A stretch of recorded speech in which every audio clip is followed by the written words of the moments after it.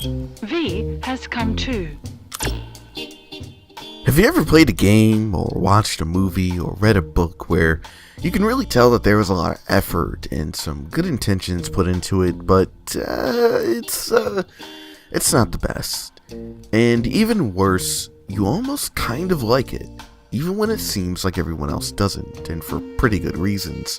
When I first played Deus Ex Mankind Divided 2 years ago, I wasn't expecting to feel so conflicted about the game's quality.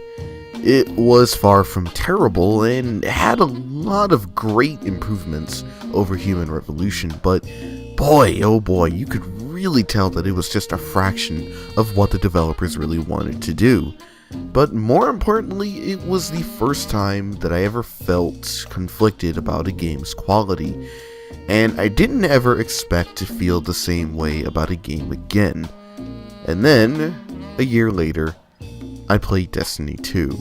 Now this video isn't about why Destiny 2 is the worst game ever made, or why Bungie are the biggest hack frauds in the galaxy, because there's been about 1 trillion of those made already. Nor is this video about me selling you on how great Destiny 2 is, or really kind of defending the game. What this video is about is me trying to figure out why did I, and many others, bother sticking with this game for over a year, what I learned from it, and whether or not it was actually worth it in the long run.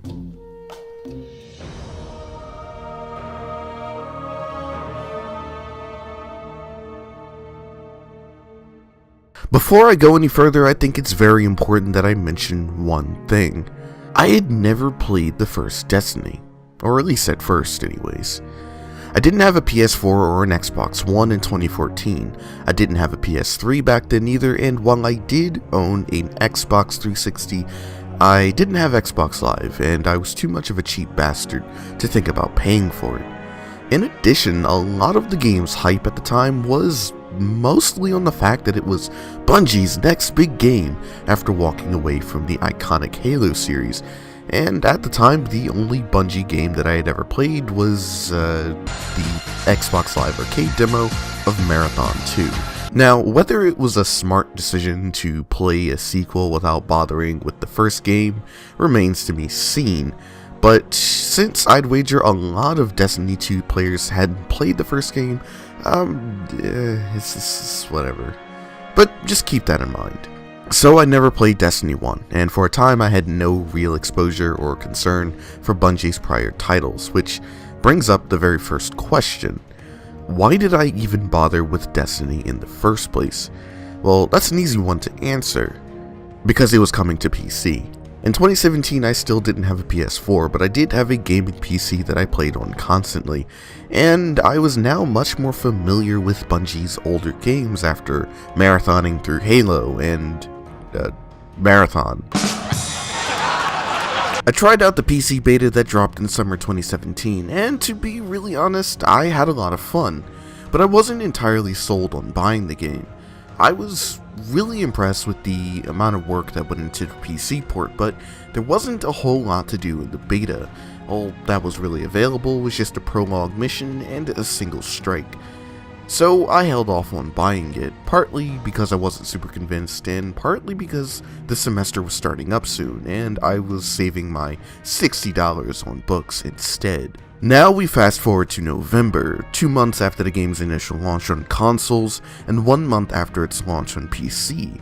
The game is financially a huge success, but it was obvious from all the reports and complaints on forums that a lot of the existing player base just wasn't happy with the game's direction for a variety of reasons.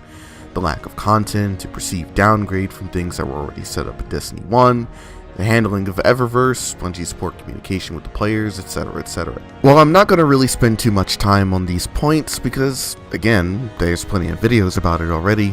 I will tell you that this is also the same time that I decided to buy the game. Yeah, I bought the game when it was at its lowest point. Sure enough, playing through Destiny 2's campaign brought all the problems people had to light, but I often found myself constantly coming back to the game because, I guess to put it simply, it was just fun. The gameplay was great, the powers were cool, the exotic weapons were definitely worth the grind, the worlds you go to were gorgeous, the backstory and lore for the setting was pretty interesting, and there were a lot of opportunities for really goofing off with other players. There's lots of active PvP and PvE focused shooters out there in the market, many of which I've played and even enjoyed, but there aren't really enough quite like Destiny. But I think in a way the biggest factor that kept me coming back was the fact that I actually had faith in the game improving over time. I didn't really have much reason to believe that Bungie would actually follow through and improve the game, but I also wasn't entirely convinced that they would just completely let the game rot.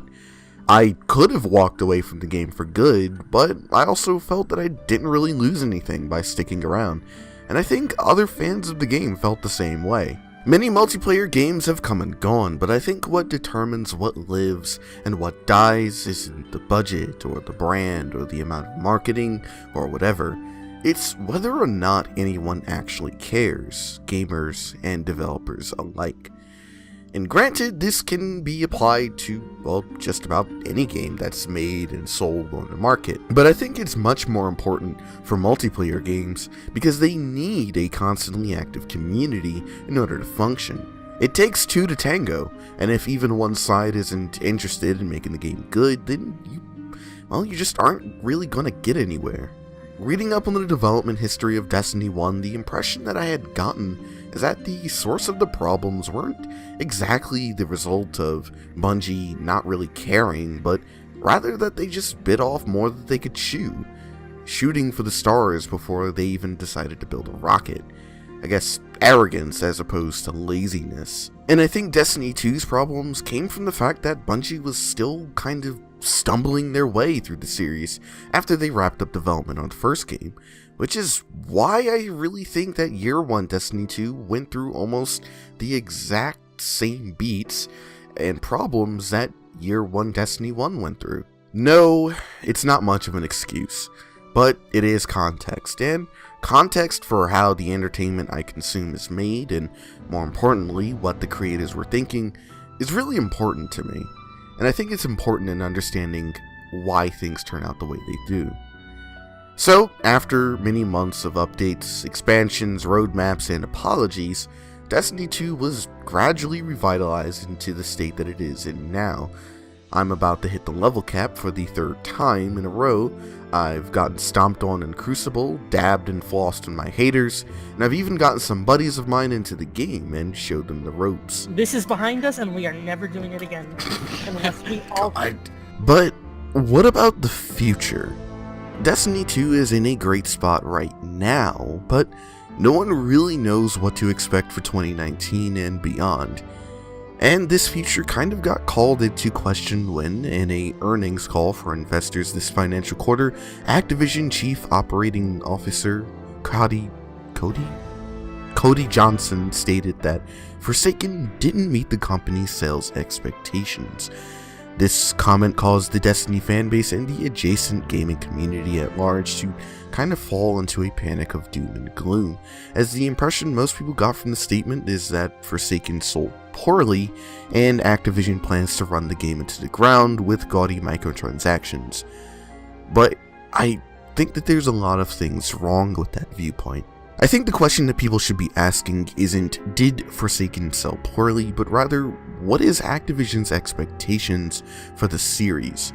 Marvel's Spider-Man may have dominated the sales charts in praise in September of this year, but Forsaken wasn't really too far behind, placing 8th place in the top-selling games charts for that month. But what's more important is that while it wasn't the best-selling game that month, it brought in more money through digital sales than any other console game in September worldwide. The Destiny franchise has gone through a lot of ups and downs since it first began development 8 years ago, but I don't think that at any point in the series' history that it was ever unprofitable for either Activision or Bungie, and I don't think any entry ever really sold poorly, so to speak. As for the issue of monetization, well, I've come to really expect the worst from games publishers. I can't really see how Activision could do any worse than what they're doing now. Destiny already has cosmetic microtransactions and loot boxes. It already has the equivalent of seasonal passes, or rather an annual pass. It already has a free-to-play variant of the game exclusively made for Korea. And all of these things are actually pretty common for any multiplayer franchise under the Activision Blizzard label. And for the most part, they're kind of handled pretty similarly between the games. More importantly, we live in a post-Battlefront 2 world, which means that while microtransactions aren't really going away, major publishers are becoming far more cautious about how they implement them to avoid the gaming population and various governing bodies around the world from screeching at them again. It's also worth pointing out that Destiny 2 had a similar loot box controversy around the same time that Battlefront 2 did, and it was also one of the many reasons that people had dropped the game back last year. So I kinda doubt that Activision or Bungie would really want a repeat of that. Lastly, I feel that a lot of opinion pieces either ignored or forgot to mention the most important part of Mr. Johnson's statement, and it's the part that went into detail about why Forsaken likely didn't meet their expectations and why they gave away the base game for free on Battle.net for 2 weeks in November. Sure, people were definitely buying Forsaken, but it was mainly those who were already invested in the game, as is usually the case with expansions. But Destiny 2 isn't the kind of multiplayer game that was constantly getting fresh new players, partly because of the game's bad reputation, and partly because of a perceived high price tag to get into it. So Activision did the thing that most MMOs do and made the game free for a bit. Newbies get to try out the base game, and if they really like what they see, they'll probably feel a bit more inclined to drop more money on the rest of the game. It's kind of similar to this very ancient ritual the gaming industry used to do called demos.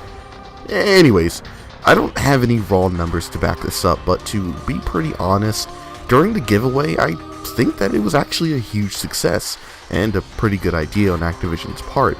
I hadn't seen so many people under level 20 since the game launched on PC. And even better, I've seen plenty of people that were over level 20 but not yet at the level cap, which suggests to me that these noobs are also buying the expansions.